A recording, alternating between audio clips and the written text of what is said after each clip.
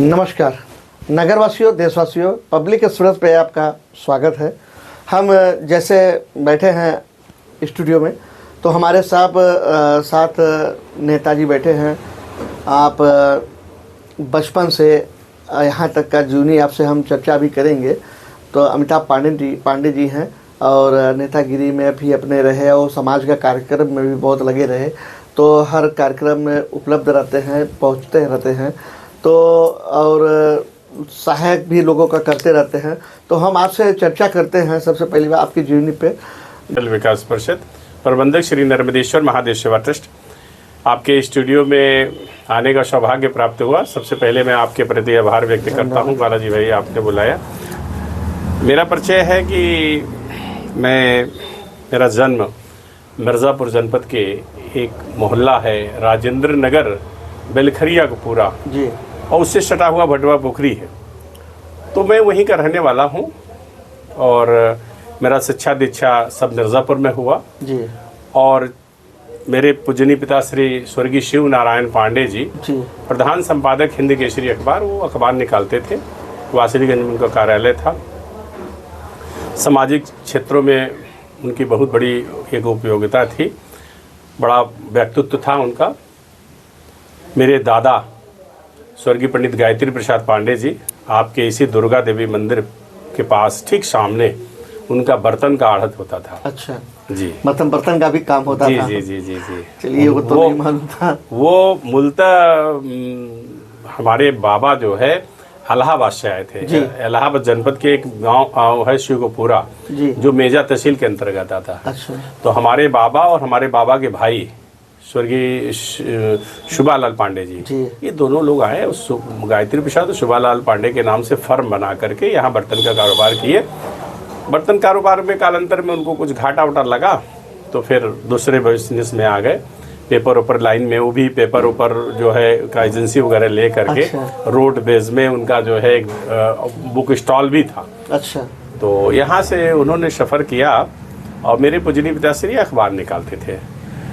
तो मेरा जीवन ये है कि छात्र जीवन से मेरा शिक्षा दीक्षा जो है इंटर तक की पढ़ाई हमारा जो है ये आपके BLJ इंटर कॉलेज में हुआ। अच्छा। ग्रेजुएशन में मेरा जो है आपके केवी कॉलेज में रहा।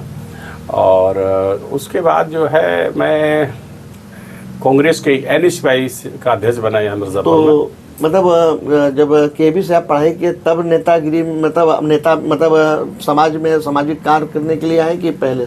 नहीं, मेरा कभी नौकरी करने का उद्देश्य नहीं था। अच्छा। कभी भी शुरू से मेरा एकमात्र एम ये था कि मैं अपने पूजनीय पिताश्री के दिखाए हुए मार्गों पे चलूं। कुछ समय मैंने पत्रकारिता भी किया। अच्छा। जब मेरे पिताजी का देहांत हो गया 27 अप्रैल 1990 को, तो मैंने कुछ समय के लिए पत्रकारिता भी किया। अच्छा। पत्रकारिता के साथ साथ मेरे को जुनून था उस राजनीति का, कि समाज में प्रतिष्ठा कैसे स्थापित किया जाए, कैसे लोकल समस्याओं को लेकर के मूवमेंट चलाया जाए, वो जुनून था। गरीबों के लिए, दिन दुखियों के लिए, मजलूमों के लिए, छोटे हमारे मझोले व्यापारियों के लिए संघर्ष किया जाए। और ख़ास तौर से मिर्ज़ापुर में जो अनएम्प्लॉयमेंट है उसके लिए, रोजगार के लिए बड़ा उद्योग लगे यहाँ मिर्ज़ापुर में। इसके लिए कई बार हमने सड़क से संसद तक विरोध प्रदर्शन भी किया, धरना भी दिया 2-2, 3-3 दिन तक। तो वो इस तरीके से मेरा लगातार छोटी बड़ी समस्याओं को लेकर के संघर्ष का एक लंबा एक इतिहास है। और फिर कालांतर में मैंने पूर्वांचल राज्य की मांग को लेकर के सड़क से संसद तक, विधानसभा मिर्ज़ापुर में आपने देखा ही होगा, मैंने कई बार आमरण अनशन भी किया है। आपके 72 घंटा का आमरण अनशन मेरा एक बार जो है पूर्वांचल राज्य के लिए घंटा घर में हुआ। अरुण कुमार दुबे जी जब यहाँ चेयरमैन थे, हैवी टैक्सेस लगा दिए थे आम नागरिकों के ऊपर, तो करीब 36,000 परिवारों पे टैक्स लगा था। तो 7-8 दिन तक मेरे साथ 10 कार्यकर्ता थे और घंटा घर के चौखट पे बैठ कर के आमरण अनशन किया था। तो ये हुआ कि जब तक जो है ये टैक्स शून्य नहीं घोषित किया जाएगा तब तक हम अनशन से हटेंगे नहीं। तो प्रशासन ने कहा कि आप लोग की हालत जो है खराब हो रही है, तो ऐसे सूरत में आप अनशन समाप्त करिए, अन्यथा मुझे आपको जेल भेजना पड़ेगा। ये यादगार पल है बालाजी महाराज। तो मैं कहा जेल जाना मैं पसंद करूंगा, लेकिन टैक्स माफ़ जब तक नहीं होगा तब तक हमारा संघर्ष जारी रहेगा। ठीक। और मैं जेल गया, हमारे साथ 10 हमारे कार्यकर्ता गए, बड़े सामाजिक क्षेत्रों में आज भी उनकी उपयोगिता है। सबसे रोचक तथ्य मैं बताने जा रहा हूँ, उसमें एक मालवी था, शेष कुमार मालवी। हम रात में जेल में गए तो उसमें एक IAS होते थे मानवेंद्र सिंह जी, हलिया क्षेत्र के, मतलब बंजारी कला के। तो वो जो है उस जेल में थे। रात के मेडिकल वार्ड में हमको लोग को रखा गया। तो जेलर ने कहा कि अब तो भाई आपका अनशन समाप्त हो गया है और आप जो है अन्न ग्रहण कर लीजिए। हम कहा अन्न ग्रहण तो नहीं करूँगा जब तक टैक्स वापस नहीं हो जा रहा है। तो घड़ा लाए, पानी उन्हें पिया गया। दूसरे दिन जो है एक शेष कुमार मालवी था, उसका जो है शादी था दूसरे दिन जी। अगर हम लोग जमानत न लेते और आंदोलन करते तो मैं समझता हूँ उसकी शादी ब्रेक हो जाती। तो खाली उसके कारण से हमको जमानत लेना पड़ा। और जमानत जब तक शाम तक हो तब तक बोर्ड की बैठक बुला दी गई और वो टैक्स जो है शून्य घोषित कर दिया गया। ये एक इतिहास के पन्नों में लिखा गया है कि 10 दिन तक आपने संघर्ष करने के बाद और 0 टैक्स और उपवास किए थे, गांधीवादी तरीके से आमरण अनशन। मतलब उसमें हम लोग सिर्फ जल ले रहे थे जी। जल और नींबू पानी पर हम थे 10 दिन तक, 8-9-10 दिन से, इससे कम नहीं था। इस तरीके से कई बार आमरण अनशन किए गए छोटी बड़ी समस्याओं को लेकर के। एक लंबी फहरिस्त है, छोटी समस्या हो, बड़ी समस्या हो, नगर पालिका में व्याप्त भ्रष्टाचार हो। साइलस जी एक चेयरमैन थे यहाँ पे जी। साइलस जी के समय से मैंने आमरण अनशन किया वहाँ जिलाधिकारी कार्यालय पर। वहाँ भी 72 घंटा तक उपवास। उसमें तो जल भी हम लोगों ने नहीं पिया। उसमें 16 कार्यकर्ता हमारे बैठे थे। तो बालाजी महाराज 25 अप्रैल, एक सबसे बड़ा यादगार पल बताऊं मिर्ज़ापुर के इतिहास के लिए। मैं NSY का अध्यक्ष होता था और मैंने कहा था कि मिर्ज़ापुर में उद्योग कैसे लगेगा। तो हमारे कुछ मित्रों ने कहा कि आंदोलन किया तो मिर्ज़ापुर में ने बंद की घोषणा करा है। और उसमें 25 अप्रैल 1994 को भयंकर लाठीचार्ज हुआ रोडवेज में। हमारे जो है 13 कार्यकर्ता जो है गिरफ्तार हुए और 16 दिन तक हम लोग जेल में रहे। 16 दिन तक। इतिहास है जी। और थाने में जितने डंडे थे वो सब हमारे कार्यकर्ताओं पे तोड़े गए, हमारे ऊपर तोड़े गए। लेकिन ईश्वर की कृपा से जो है ये आपका बंदा जो है न तो जमीन पे गिरा, न चीखा और न किसी खाकी वर्दी वालों से जो है माफ़ी मांगा कि सरकार छोड़ दीजिए, हुजूर छोड़ दीजिए। ऐसा कुछ भी नहीं। यहाँ तक कि राणा प्रताप सिंह ने जो है जो मोटा वाला जो 3rd डिग्री वाला होता है क्रिमिनल, हॉट क्रिमिनल को जो है अंत में यहाँ पर जो है पैर तोड़ दिया जाता है। हाँ। मेरे को भी ये देखिए ये निशान है ना जी। ये जी। इस पर जो है उस डंडे से हमला किया गया। राणा प्रताप सिंह कहे ले आओ इसको, जो है हम मारते हैं। इसके ऊपर कोई फर्क ही नहीं पड़ रहा है। और ये निशान उसी दिन का है। राणा प्रताप सिंह अंकारी इंस्पेक्टर होते थे। अच्छा। और मैं भगत सिंह, राजगुरु, सुखदेव के मार्ग चिन्हों पे चलते हुए हमने कहा जब फिरंगियों से लड़ने के लिए हमारे जो है देश के जाबाज नौजवान शहीद हो गए, हंसते हंसते सूली पे चढ़ सकते हैं, तो मैं उसी भारत माता का जो है सपूत हूँ। मैं क्यों नहीं चंद लाठी सह सकता हूँ। और उसी कल्पना के साथ, और उसमें बालाजी महाराज पवन पुत्र हनुमान जी ने बड़ी रक्षा किया। भोलेनाथ जी ने रक्षा किया, जिनका मैं भक्त हूँ। श्री नर्मदेश्वर महादेव, आप भी उन्हीं के भक्त हैं जी जी। और मैं जब हमने कहा किसी को ले जाने की जरूरत है, मैं खुद इंस्पेक्टर राणा प्रताप सिंह आपके पास आ रहा हूँ। मैं गया और राणा प्रताप सिंह इतना मोटा जो है डंडा से मेरे इसी पैर पर वार किया। उसका निशान आपको हमने दिखाया भी जी। ये पूरा मिर्ज़ापुर जानता है। वो डंडा, सबसे इम्पोर्टेंट बात बता रहा हूँ, वो डंडा टूट गया और टूट करके परमात्मा की जो शक्ति है उसका साक्षात जो है प्रत्यक्ष जो है दर्शन हुआ। और वो डंडा टूटने के बाद घूमते हुए, नाचते हुए, गिन गिन करके और राणा प्रताप सिंह की ठीक उसी जगह लग गया। और जब लग गया तो वो अपना वर्दी ऐसे हटाते हैं और ऐसे से सहलाने लगते हैं कि इसको पांडे ने तो सहलाया तक नहीं, और मैं छोटा सा घाव लग गया तो हम सहला रहे हैं।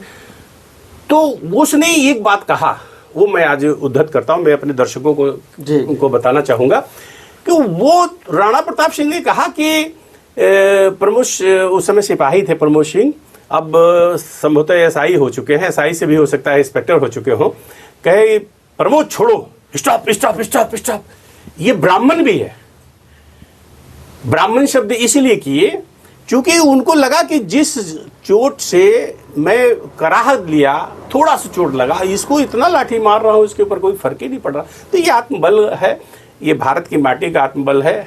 आप सभी मित्रों का शुभकामना है, प्रेम है, स्नेह है, यहाँ के नागरिकों का मैं आभार व्यक्त करता हूँ कि हर मेरे मोमेंट में वो सभी बढ़ चढ़ के हिस्सा लेते रहे।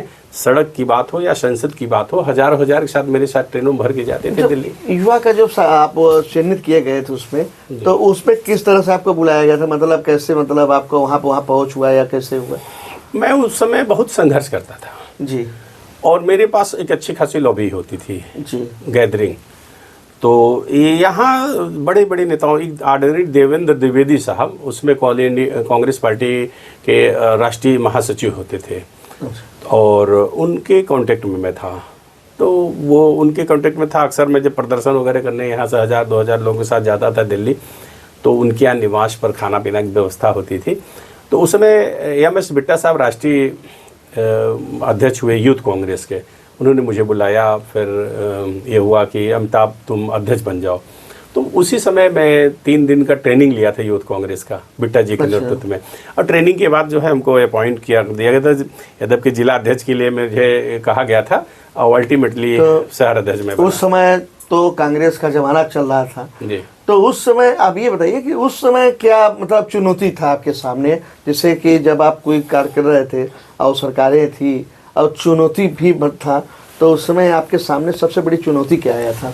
देखिए समाज के सामने और पार्टी के सामने, क्योंकि दोनों साथ आपके था। देखिए सबसे इम्पोर्टेंट बात यह है, मेरा लक्ष्य ये था कि जो हमारा मेन इशू है, मेन इशू मेरा उस समय बेरोजगारी था। बेरोजगारी का था। बेरोजगारी को लेकर के मैं अपने ही सरकार में, केंद्र में कांग्रेस की सरकार थी और मैं वहाँ प्रदर्शन करता था। ये सबसे महत्वपूर्ण बात है। पूछ रहे हैं। जी जी, सबसे महत्वपूर्ण बात है। और लोगों ने कहा भी कि भाई केंद्र में तो आप ही की सरकार है, तो क्यों आप हमको, देखिए मैं सरकार में रहूं या न रहूं विषय ये नहीं है। हम जहां पर हमारा जन्म हुआ है वहां की जो मूलभूत समस्या है उसको लेकर के संघर्ष करना हर भारतीय का कर्तव्य है और अधिकार है, उसका दायित्व भी है। वो क्यों नहीं करेगा? और हम करें। हमारा, अगर आप दुनिया का कोई ऐसा देश नहीं है जहां प्रोटेस्ट का जो है फ्रीडम ना हो। प्रोटेस्ट हमको करना ही पड़ेगा। अगर हम प्रोटेस्ट नहीं करेंगे तो मूलभूत समस्याओं से ग्रसित रहेंगे। तो कोई भी समस्या का जब समाधान तभी होता है जब कोई नेता या कार्यकर्ता या नागरिक सड़क पे आकर के प्रोटेस्ट करता, विरोध करता है। और आप पता चला कि एक दरोगा जो है मनमाना तरीके से रिश्वत ले रहा है और खुलेआम ले रहा है, हर ठेला वाले को, हर खुमचा वाले को, हर दुकानदार को परेशान कर रहा है। तो उसके लिए तो आपको प्रोटेस्ट करना पड़ेगा, नहीं बेलगाम हो जाएंगे। जी। अंग्रेज भले देश से चले गए हैं लेकिन अंग्रेजियत हिंदुस्तान से अभी तक नहीं गया है। बिल्कुल बात सही है। इस अंग्रेजियत को समाप्त करने के लिए डेमोक्रेसी सेटअप में हम लोग जीते हैं और डेमोक्रेसी सेटअप रहना चाहिए। फ्रीडम ऑफ राइट हम सबका है, तो हमारा जो है एक वहीं पर कर्तव्य भी है, हमारी एक ड्यूटीज है, हमारे लिए ड्यूटीज है। हर भारत के एक एक नागरिकों की ड्यूटीज है कि हम जो है जिस देश में जन्म लिए हैं उस अपने अधिकार के विषय में जितना हम चिंतित हैं उतने हमको अपने कर्तव्य, हमारे कर्तव्य क्या है इसका भी बोध होना चाहिए। मेरा पर्सनली व्यक्तिगत ये मानना है। तो उस समय आप राजनीति में लगे रहे, फिर उसमें बाद में जैसे शादी के लिए प्रपोजल आया होगा तो शादी आप किए, तो फिर जब हम लगे रहते थे तो फिर घर से कोई दिक्कत परेशानी? बड़ा अच्छा सवाल आपने बहुत ही अच्छा सवाल किया।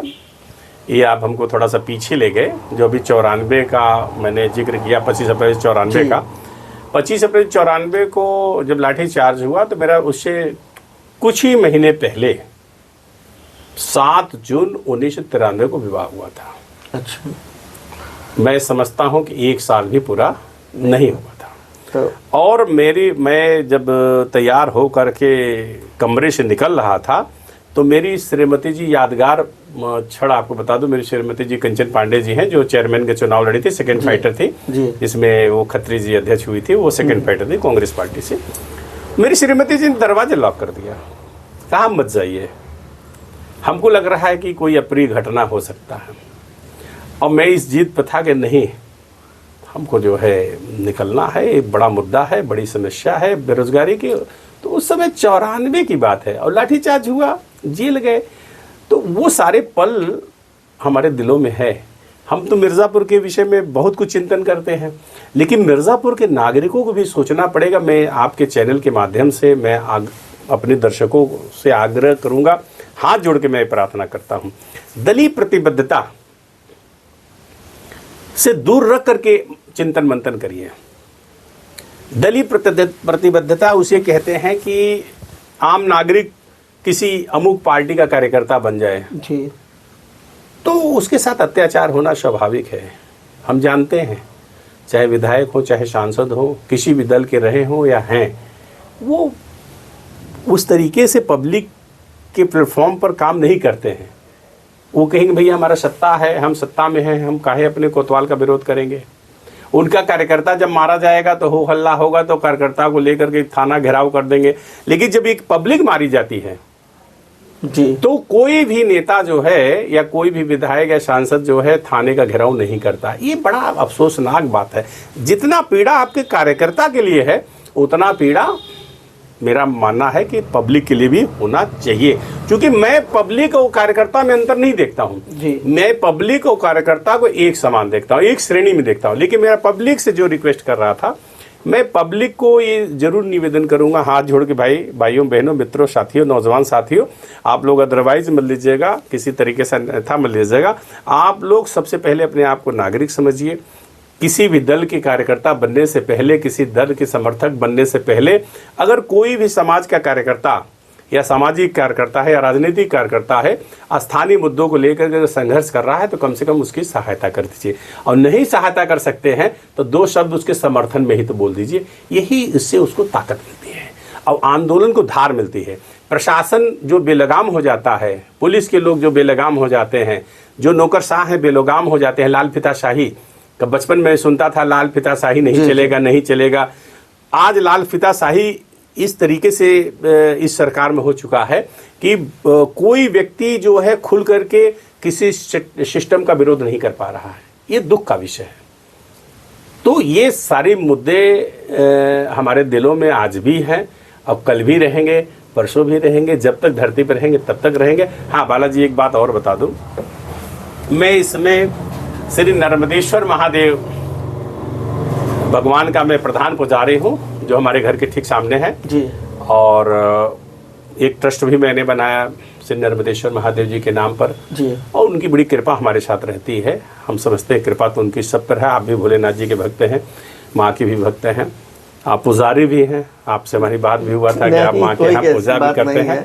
तो एक भाव अच्छी है करने का जी। मैं तो देखता हूँ कि आपके भाई साहब भी, कृष्णानंद जी भी हमारे उसी मंदिर में जहाँ मैं पुजारी हूँ, बहू के साथ में आते हैं, पूजा वूजा करते हैं। तो आप लोग का एक धार्मिक विचारधारा है। आपका नाम ही है बालाजी, आप बालाजी स्वयं है, मैं बालाजी का भक्त हूँ। बालकृष्ण नाम है, बालाजी तो आप लोग रखा। अरे भाई, बालकृष्ण से आप बालाजी महाराज हो गए। लेकिन तो हमारा ये कहने का मतलब है कि ठीक है, आपने राजनीति किया तो आपके बच्चे हुए हो। जी जी जी। तो बच्चे क्या कर रहे हैं? मतलब आप राजनीति में रह गए, आपके बच्चे क्या कर रहे हैं? बच्चे कहाँ तक पहुँचाए हैं? आप अपने बच्चों के लिए क्या किए? जी, बड़ी बात, बहुत अच्छी बात आपने किया, बहुत अच्छा सवाल किया। ईश्वर की कृपा से मेरी एक लड़की अमीषा पांडे और एक लड़का। लड़की हमारे डेफोडिल से 12 पास की जी। उसके बाद ग्रेजुएशन उसने दिल्ली के पंजाबी बस श्यामा प्रसाद मुखर्जी गर्ल्स कॉलेज से BA की, ग्रेजुएशन की, और वो टॉपर रही है, म्यूजिक सब्जेक्ट में टॉपर रही है जी। और उसको वहाँ पर जो है देश के पूर्व राष्ट्रपति, अब इस दुनिया में नहीं है, नहीं, प्रणब मुखर्जी साहब। अच्छा। प्रणब मुखर्जी साहब उसमें एनुअल फंक्शन में आए थे। तो वो सितार, उसका सब्जेक्ट जो है सितार था, सितार में वो टॉप की थी। और जबकि 12 के जब यहाँ पास की थी डेफोडिल्स में, तो कभी सितार नहीं ली थी, म्यूजिक उसका सब्जेक्ट ही नहीं था, उसमें टॉप कर दी। तो वो जो 8-10 बच्चियाँ जो है वेलकम पार्टी में पार्टिसिपेट की थी, मुझे फ़ख्र के साथ मुझे कहना पड़ रहा है कि इस काशी और प्रयाग के मध्य मिर्ज़ापुर जनपद और आसपास के कई ज़िलों में, हमारे जल्दी उत्तर प्रदेश की शायद सिंगल लड़की थी, और वो जो है उसमें पार्टिसिपेट की थी, सितार बजा करके तत्कालीन राष्ट्रपति जी का वेलकम की थी। उसके बाद वो मेरिंडा हाउस में से MA की, हॉस्टल भी उसको प्रोवाइड किया गया था। हमारा ज़रूर सोच था कि वो सिविल सर्विसेज में आवे, लेकिन कालांतर में एक अच्छा परिवार मिल गया, तिवारी जी का परिवार, जगदीश तिवारी जी हैं, कॉन्ट्रैक्टर हैं, बड़े कॉन्ट्रैक्टर हैं।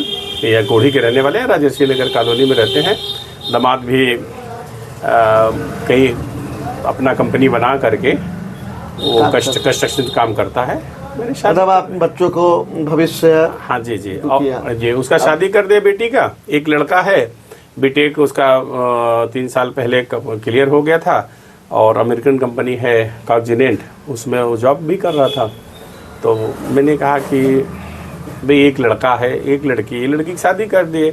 तो लड़का को मैंने बुला लिया अपने पास। उनका बेटा जो है किसी कंपनी के लिए तुम्हारा जन्म नहीं हुआ है, आओ तुम मेरे साथ में रहो, घर परिवार देखो, बिजनेस देखो जो हमारे पारिवारिक पृष्ठभूमि से चला रहा तो है। क्या बिजनेस है? हम लोग का माइनिंग का काम होता है। अच्छा, माइनिंग का काम होता है। तो देखिए कि इसी तरह से जीवनी पे लोगों से हम चर्चा करते रहते हैं। हमारे सामने अमिताभ पाड़े जी बैठे थे और आपके सामने प्रस्तुत किया कि अपनी जीवनी पे कैसे कैसे क्या संघर्ष किए। बच्चे हैं, बच्चे भी राजनीति करते हुए, और आप के बच्चे दोनों सेटल हो, बढ़िया हो गए। फिर अपने यहाँ बच्चे को बुला भी लिए, छोटे को। तो इस तरह से जीवनी पे हम चला रहे हैं सुबह शाम रात 10 बजे। तो आप देखें प्रतिदिन यूट्यूब चैनल पे, पब्लिक एक्सप्रेस पे। बालकृष्ण बालाजी, धन्यवाद। नमस्कार।